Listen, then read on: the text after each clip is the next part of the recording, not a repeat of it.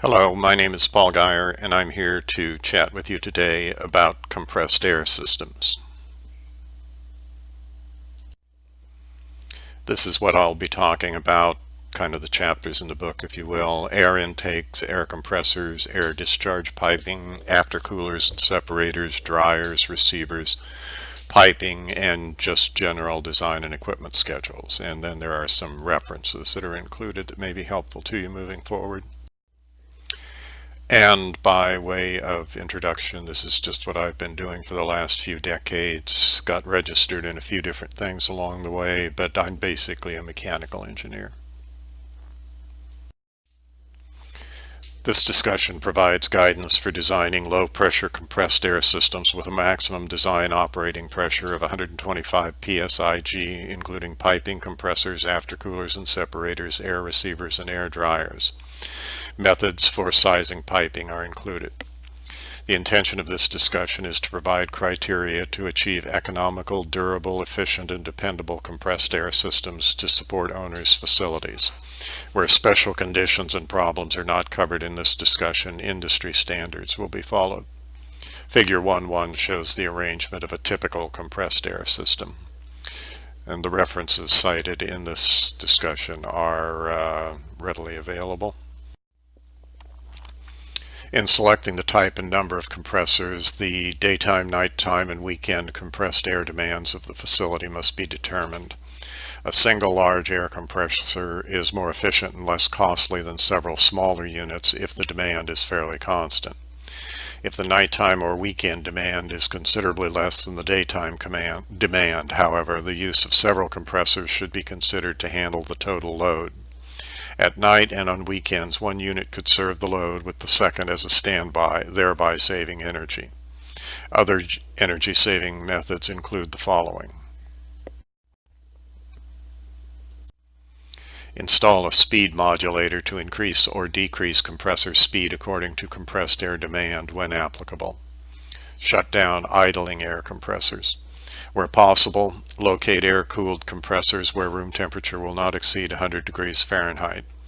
Utilize heat from compressors to provide space heating in winter and provide ventilation to remove heat from the plant in summer. Select an air compressor with a pneumatic load-unload feature that, when fully unloaded, consumes approximately 15% of the base load horsepower. Use waste heat from the oil cooler to heat makeup air or for building space heating in the winter. When economically justifiable, use multi-stage compression with intercoolers. Aftercooler selection should be based on degree of drying required downstream of the aftercooler. Final discharge air temperature of the aftercooler will affect dryer sizing and can reduce both initial and operating costs of compressed air dryers. Duct air from air-cooled aftercoolers to provide space heating in winter and to remove heat from the plant in summer. Pipe coolant water to recycle heat waste. With regard to filters and dryers, improve air quality only to the degree required at the point of use. If air quality requirements differ at various locations or points of use, specify appropriate filters or dryers in applicable branch lines. Accurately determine the dew point required at each point of use. The type and size of dryer selected will affect operating cost. If the dryer must prevent condensation of moisture in air systems, determine lowest temperature to which piping will be exposed and select dryer to achieve a system pressure dew point of 20 degrees Fahrenheit below that lowest temperature. If seasonal temperatures vary widely, as from freezing to temperate, select a dryer which allows dew point adjustment. Room air temperatures will affect drying efficiency. If practicable, locate dryers where ambient temperature will not exceed 100 degrees Fahrenheit. Select dryer in conjunction with aftercooler so inlet air temperature to the dryer can be as low as possible or feasible. Keep the inlet pressure as high as possible. Accurately determine the operating temperature and pressure, since even minor changes in either can result in substantial operating costs.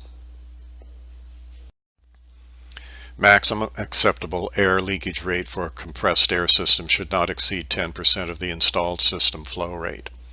Air leaks occur most often at pipe joints, hose connections, and equipment connections, and are usually a result of poor maintenance practices and/or inadequately trained maintenance personnel.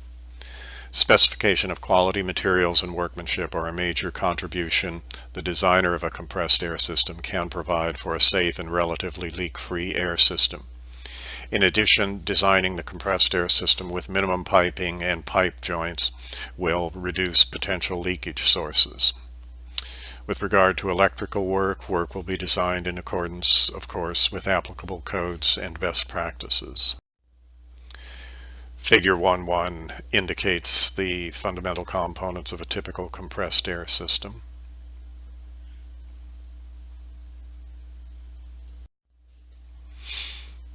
A properly designed and constructed compressor foundation performs the following functions: maintains the compressor in alignment and at proper elevation, minimizes vibration and prevents its transmission to the building structure, provides enough mass to support the compressor's weight plus disturbing forces, provides for the installation of sufficiently long foundation bolts to ensure good anchorage.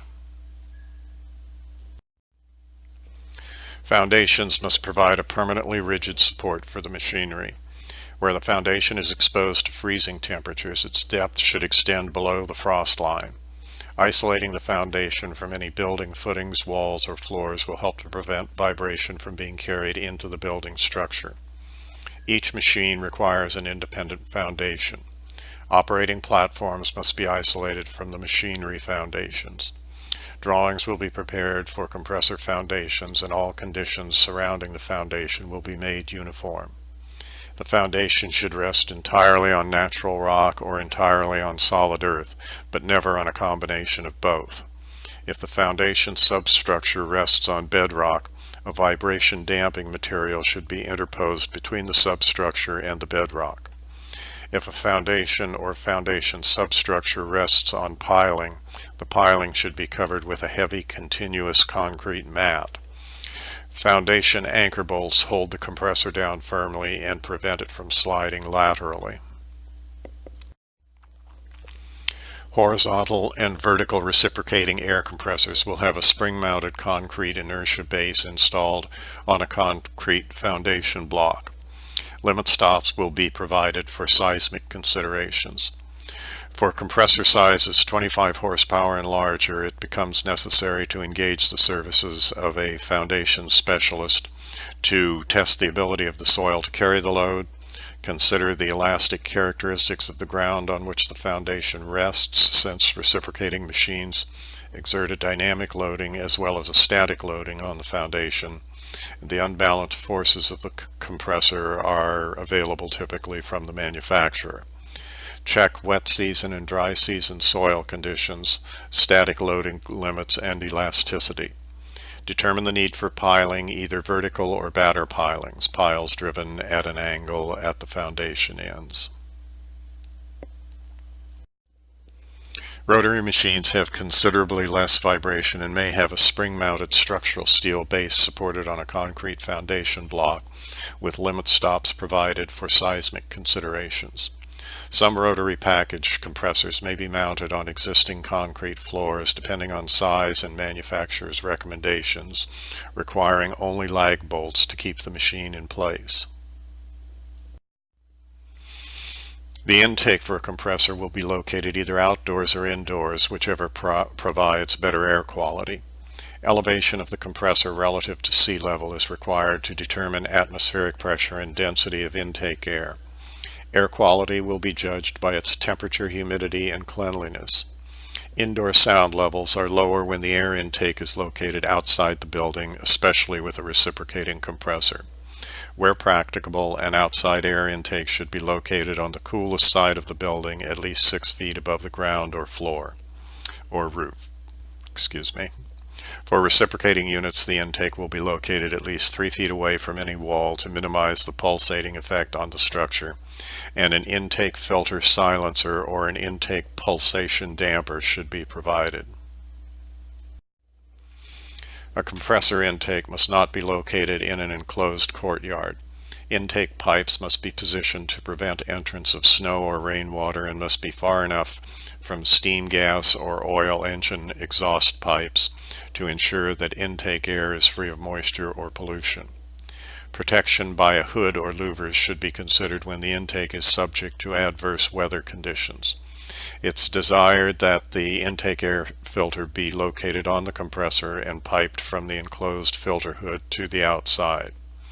This method prevents ingestion of foreign material to the internals of the compressor should the piping have a poor joint or other leak upstream of the intake filter. The density of air varies inversely with its temperature. An increase in delivery of approximately 1% is gained for every 5 degrees Fahrenheit reduction of intake temperature. Table 2.1 shows the effect of inlet or initial temperature on air compressor delivery and demonstrates the importance of locating the air intake at the coolest air source, usually the north side of the building. The inside of intake piping must be smooth and not subject to rusting or oxidation. Rust that flakes off will enter and damage the compressor. Acceptable intake air piping materials include plastic, copper, stainless steel, aluminum, or galvanized steel. On metallic piping, mechanical couplings will be used. Welded joints must be avoided since weld breaks beads can break free, enter, and damage the compressor. Resonance of intake piping with reciprocating air compressors is prevented by avoiding certain pipe lengths. These are called critical pipe lengths and are a function of the air temperature and the speed of the compressor in revolutions per minute. Critical pipe lengths must be verified with the equipment manufacturers. The selection of the filter type is based on whether the air compressor to be used is lubricated or non-lubricated and on the quality of ambient air. Viscous impingement filters have an efficiency of 85 to 90% of particle sizes larger than 10 microns. This type of filter is acceptable for lubricating reciprocating compressors operating under normal conditions. Oil bath filters have an efficiency of 96 to 98% of particles size larger than 10 microns. This type of filter is more expensive and for the most part no longer recommended by compressor manufacturers, but may be considered for lubricated reciprocating compressors operating under heavy dust conditions. Dry filters have an efficiency of 99% of particles larger than 10 microns. Because of their high filtration efficiency, these filters are the best selection for rotary and reciprocating compressors. They must be used for non-lubricated compressors and whenever air must be kept oil-free. Two-stage dry filters to provide 99% efficiency of particles larger than 0.3 microns will be used for centrifugal units. With all types of filters, a means of monitoring the air pressure drop through the element must be provided, which indicates element contamination. All air compressors are sensitive to dust and airborne vapors which can form adhesive, abrasive, and corrosive mixtures with the compressor. These contaminants build up in rotating parts and can induce excessive wear and mechanical unbalance, thereby damaging the compressor. Table 2.1 indicates the effect of intake temperature on air compressor delivery.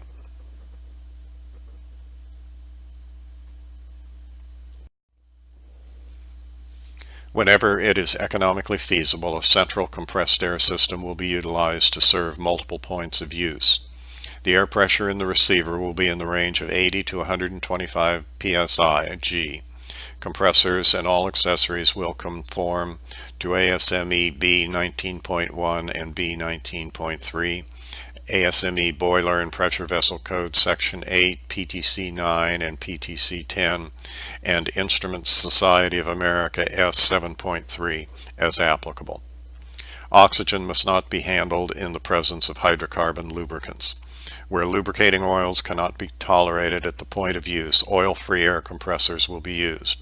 Oil-free air is required for such end uses as food handling, medical and dental applications, referred to NFPA 99, chemical processing, and instrument air for pneumatic controls. Oil-free air can be obtained by using a centrifugal compressor which is not lubricated due to its configuration. A water-sealed rotary compressor, or a reciprocating non-lubricated air compressor using carbon or Teflon for piston and packing rings. For isolated cases where oil-free air is required on a compressed air system, coalescing filters may be used to remove solids, moisture, and oil from the airstream. An analysis will be made for each compressor selection to ensure that the best value is obtained. Comparisons of such items include, but are not limited to, brake horsepower per 100 cubic feet per minute delivery, unloaded horsepower, expected compressor life, and expected operation and maintenance costs should be made between the different types of compressors before final selection is made. The following basic types of air compressors are available. Reciprocating. Air volumes range up to approximately 6,000 CFM. The need for shielding or baffling structures around the reciprocating compressor to meet noise attenuation requirements requires investigation. These positive displacement compressors are available with oil-lubricated and oil-free cylinders. Liquid-sealed rotary type. This type of unit provides oil-free positive displacement non-pulsating operation. The compressors will have enclosed rotors with conical porting for adjustment of internal clearance. Air volumes range from 50 CFM to approximately 300 CFM. This type of air compressor is recommended for healthcare facilities. Rotary helical screw type. Oil-lubricated rotary helical screw compressors have an air volume range from 22 to 3100 CFM. This type of compressor serves best as a baseload machine. Oil-free rotary helical screw compressors have an air volume range from 400 to 12,000 CFM. Another type of rotary compressor, the oil-free rotary lobe compressor, is available from 100 to 500 CFM. Oil-free rotary screw and rotary lobe compressors can be used for base load or partial load. Rotary sliding vane type air volumes range up to approximately 3,000 CFM. Such compressors can be oil-injected, oil-flooded, or oil-free types. This type of compressor has low operating cost, no pulsation, and is free from vibration. This permits installing the compressor directly on the simplest foundation. Centrifugal type air volumes range from approximately 1200 CFM to approximately 18,000 CFM. A blow-off silencer is needed for noise control. Centrifugal compressors require no lubrication in contact with the airstream and therefore provide oil-free air. Tank-mounted compressors. A considerable field problem has been experienced with tank rupture at the weldment points. To alleviate the potential problems of tank rupture at weldment points, tank-mounted air compressors are required to be factory-assembled units with tanks constructed in accordance with ASME Boiler and Pressure Vessel Code Section 8. Total air capacity will not be based upon the total of individual maximum requirements, but upon the sum of the average air consumption of air-operated devices. Determination of the average air consumption is based on the concept of load factor, the ratio of actual air consumption to the maximum continuous full-loaded air consumption.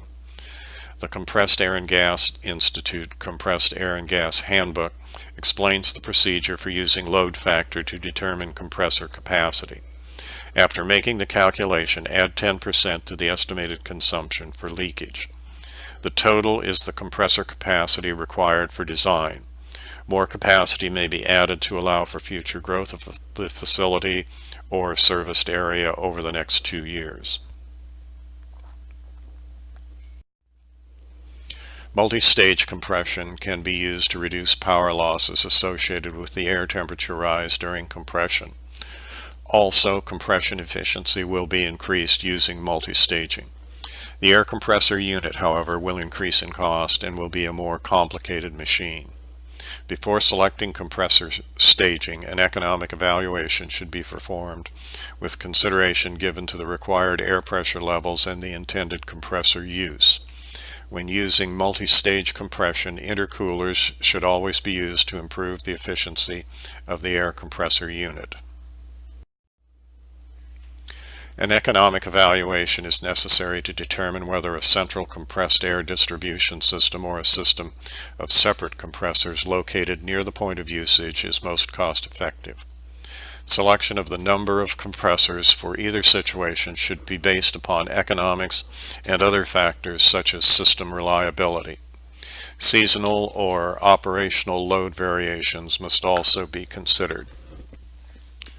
The efficiency of larger compressors is generally higher than that of smaller units, but use of smaller air-cooled units permits savings on water piping, and system losses. Multiple units with interconnecting piping give flexibility for maintenance shutdown of one or more compressors. A smaller air compressor to handle requirements for weekends, holidays, and other low usage times may also be economical. Compressors are to be located in clean, well-lighted and ventilated areas of sufficient size to permit easy access for cleaning, inspection, and any necessary dismantling such as removal of pistons, wheels, crankshafts, intercoolers, motors, and drivers. Adequate aisle space is needed between items of equipment for normal maintenance as well as for equipment removal and replacement. Air compressor systems will be protected against high temperature, high pressure, low oil pressure, and in the case of centrifugal compressors, excessive vibration. Protective controls will include a fault indicator and a manual reset device. Compressor manufacturers should be contacted to obtain guidance for establishing representative centrifugal compressor vibration levels.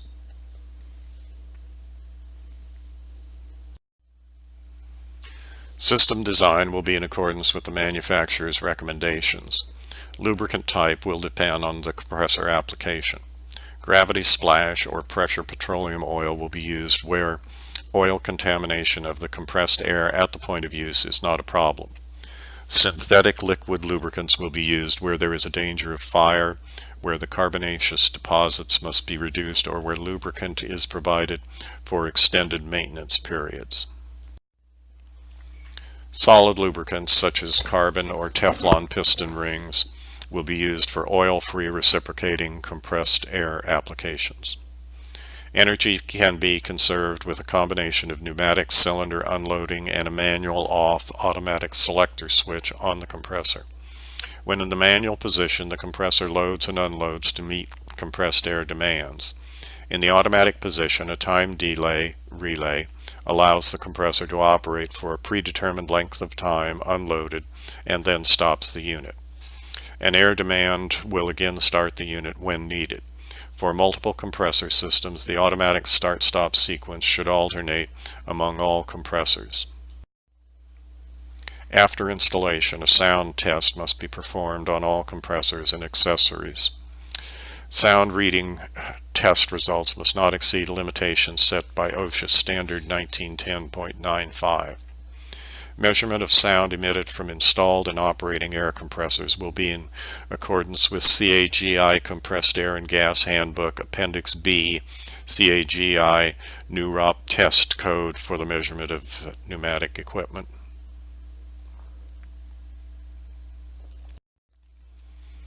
Consideration must be given to critical pipe lengths of the air discharge pipe, and certain lengths must be avoided to prevent resonance. The critical lengths vary with the type and size of air compressor and can be determined from air compressor manufacturers' data. Consideration will also be given to surge volume between reciprocating compressors and aftercoolers to minimize vibration and wear in the tubes and tube supports or baffles in the aftercoolers. Pulsation dampers or surge bottles at the compressor discharge will increase the installation cost. However, they may reduce maintenance costs because attenuation of discharge pulsations reduces wear and the potential of tube failures. A safety valve must be provided between a positive displacement compressor discharge and any block valve or other flow restrictive device, as well as between the compressor and an internally finned tube aftercooler. This is particularly true with lubricated compressors. If deposits should clog the aftercooler, proper protection would be afforded. Safety valves should be connected directly into the piping at the pressure point it is sensing without unnecessary additional piping or tubing. Safety valve discharge should be directed away from personnel areas and traffic lanes. An aftercooler complete with moisture separator to condense and remove water vapor and oil vapor will be used. Aftercoolers should be air-cooled type or water-cooled type to best suit installation and economic requirements. Air is cooled to below its dew point in the aftercooler, and the condensed water and oil are then removed by the moisture separator and automatic moisture trap.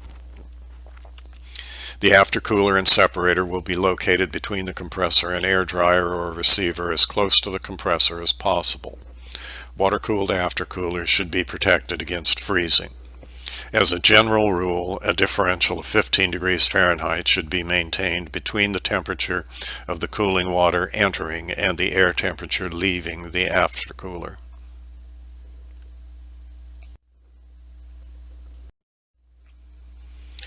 An adequate water flow through the intercooler, cylinder jacket, and aftercooler is required for cooling the compressor, cooling the compressed air, and for moisture removal.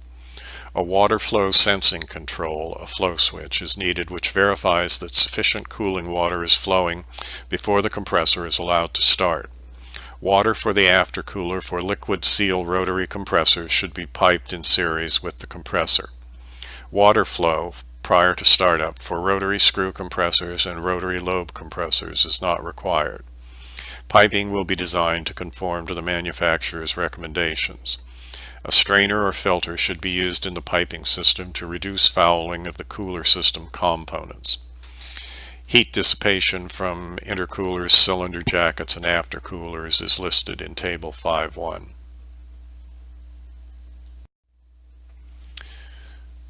Table 5.1 indicates the heat dissipation in BTUs per minute per brake horsepower.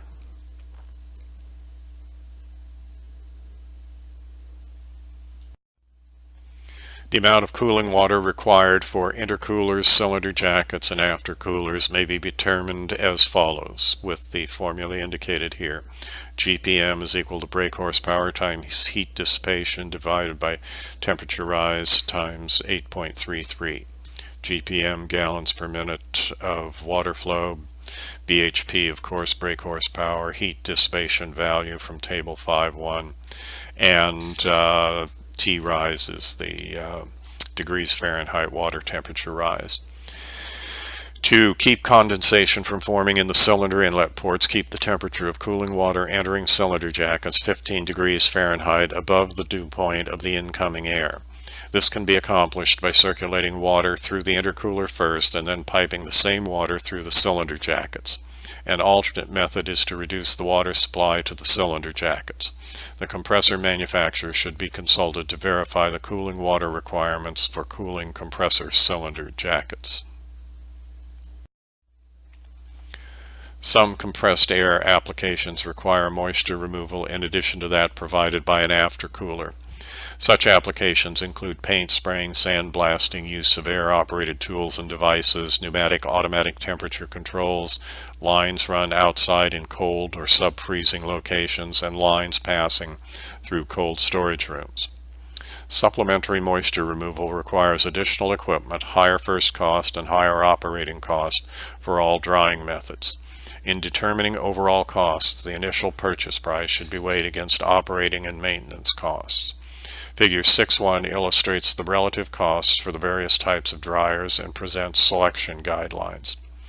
In determining the type of dryer to be used for a given application, drying requirements, flow pressure, inlet temperatures, and the pressure dew point must be accurately determined. The dryer that meets these requirements must economically and efficiently be selected. The various drying methods are as follows. Refrigeration. Refrigeration dryers remove moisture from compressed air by cooling the air in a heat exchanger. This condenses and removes the moisture from the airstream and produces an operating pressure dew point at the dryer outlet in the range of 35 to 39 degrees Fahrenheit. By adjusting the refrigeration unit operating parameters, these units can produce pressure dew points of 50 degrees Fahrenheit. Higher dew points are available in either direct refrigeration or chiller type design. Regenerative dryers utilize non-combustible desiccants to remove moisture from compressed air. Inlet air is automatically cycled between two desiccant towers, one absorbing moisture from the inlet air while the other is being regenerated. This method of regeneration includes the following dryer classifications. Heatless desiccant regeneration passes a quantity of dried purge air through the off-stream bed. No external heat is applied. This type with a field-adjustable purge control should be selected so that purge rate and therefore pressure dew point can be adjusted to accommodate seasonal variations in ambient temperatures, thereby reducing operating costs. Heatless dryers are capable of producing minus 150 degrees Fahrenheit pressure dew point. Maintenance costs are low since there are few moving parts. With adequate pre-filtering to remove oil, desiccant replacement requirements are minimal. Heat regenerative dryers utilize heat from an external source, either electric or steam, in conjunction with purge air to regenerate the off-stream tower. High regenerative temperatures, however, are damaging to equipment and desiccant, so any savings in operating costs can be outweighed by the costs of maintenance and downtime.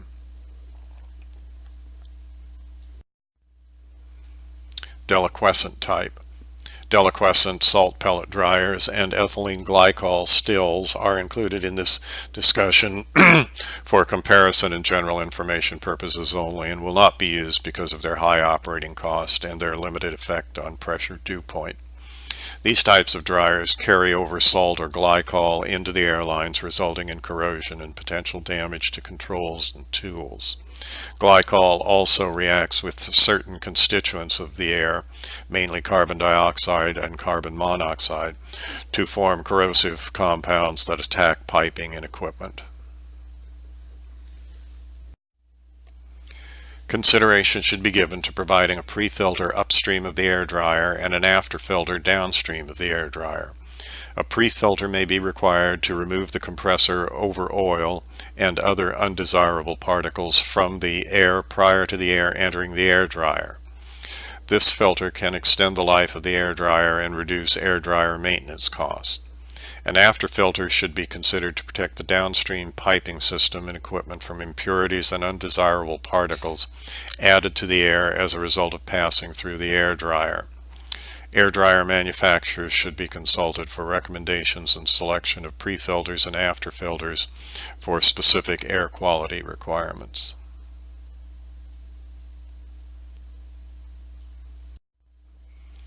The air receiver dampens pulsations entering the discharge line from the compressor, serves as a reservoir for sudden or unusually heavy demands in excess of compressor capacity, prevents too frequent loading and unloading, short cycling of the compressor, and separates moisture and oil vapor, allowing the moisture carried over from the aftercoolers to precipitate. Air receivers should be constructed in accordance with ASME Boiler and Pressure Vessel Code Section 8. After the compressor capacity has been established, the appropriate receiver size can be determined. Table 7.1 lists the sizes of air receivers in common use and the compressor capacities recommended for each receiver size at pressures of 40 to 125 psi. Table 7.1 presents this data, recommended receiver sizes for various compressor capacities.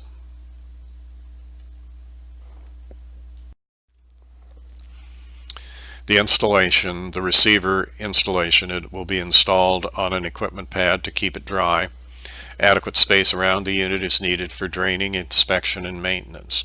When the receiver is located outdoors, the safety valve and pressure gauge will be installed indoors to prevent freezing, and the associated outdoor piping will be heat traced and arranged to drain back to the receiver.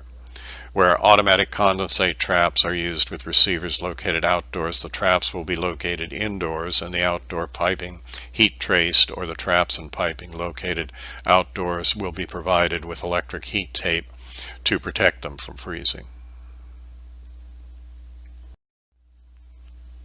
Steel compressed air piping will be Schedule 80 for sizes 2 inches and smaller, and Schedule 40 for sizes over 2 inches, and will be galvanized or black steel or stainless steel.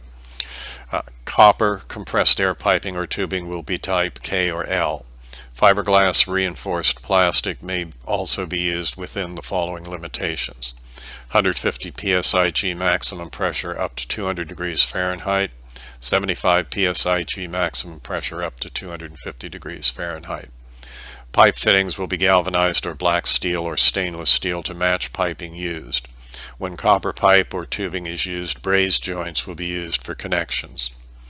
Brazing filler metals with melting temperatures between 1,000 and 1,600 degrees Fahrenheit will be used. Soldered joints should not be used.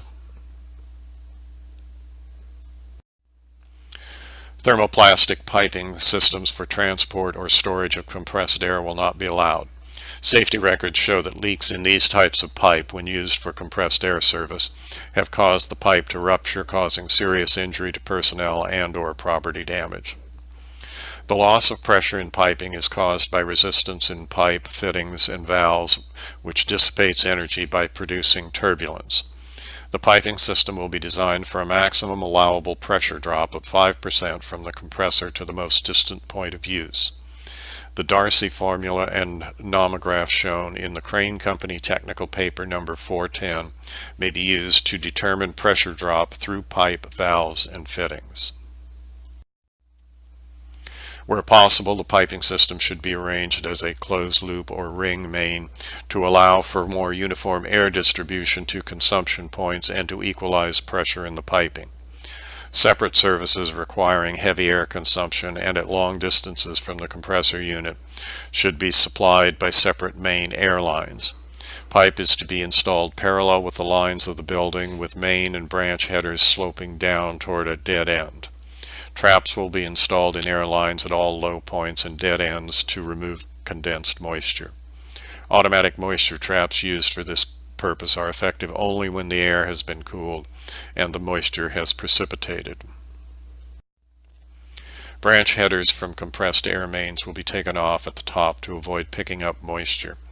When an isolation valve or other flow restricting device is placed in the discharge line between the compressor and aftercooler or receiver, a safety valve or valves will be placed in the pipeline between them.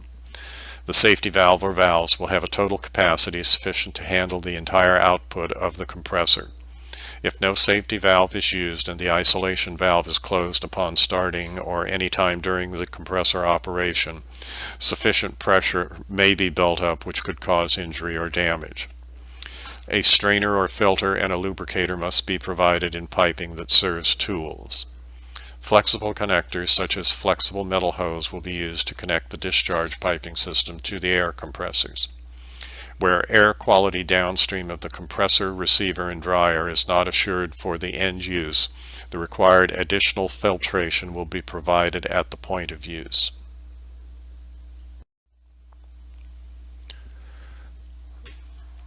In the design analysis, the following items will be considered: the application, medical facility, industrial, etc., maximum operating pressure required, location of air requirements in the buildings, air usage, continuous or intermittent demand, operating pressure dew point requirements, air filtration needs at points of use, need for oil-free air. The equipment schedules will be shown on the drawings and will include the following: for the air compressors, the capacity in CFM per minute, discharge pressure, PSIG, minimum motor horsepower, volts, phase, and hertz of the power available, accessory list, spare parts list. For the air receiver, the capacity in cubic feet of volume, design pressure in PSIG, the type, horizontal or vertical, diameter in feet, length in feet, accessory list, and spare parts list. For the aftercooler, a water-cooled aftercooler separator, capacity, CFM and PSIG, dew point temperature entering and leaving, length and diameter in inches, cooling water, GPM, temperature in, temperature out, accessory list, and spare parts list. For an air-cooled aftercooler separator, the capacity in CFM and PSIG, compressed air inlet temperature entering aftercooler, approach temperature, ambient air temperature, minimum fan motor horsepower, volts, phase, hertz of utility power available, accessory list, and spare parts list. For an air dryer, the type, capacity, CFM and operating pressure, dew point temperature entering and leaving, ambient temperature, Fahrenheit, volts, phase, hertz of the power, accessory list, and spare parts list.